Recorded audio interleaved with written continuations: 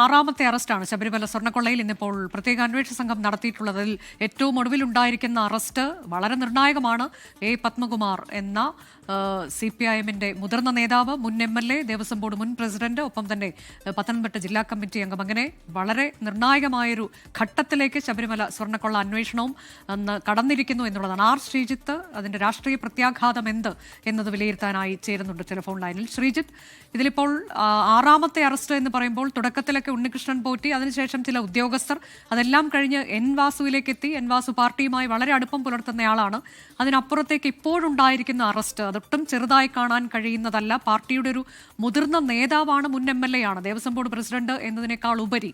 അപ്പോൾ നേരത്തെ MV ഗോവിന്ദന്റെ പ്രതികരണമൊക്കെ നമ്മൾ കണ്ട തരത്തിലേക്ക് ലഘുവായി അതിനെ കാണാൻ കഴിയില്ല പാർട്ടിക്ക് എന്നത് നമുക്കറിയാം.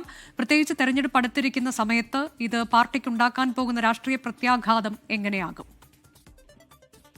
അനുജ, ശബരിമല സ്വർണ്ണപ്പാളി കേസുമായി ബന്ധപ്പെട്ട് കുറ്റക്കാരായ ആരെയും സംരക്ഷിക്കില്ല എന്നതാണ് മുഖ്യമന്ത്രിയും ഒപ്പം CPIM-ന്റെ നേതൃത്വവും എടുത്തിരിക്കുന്ന പൊതു സമീപനം.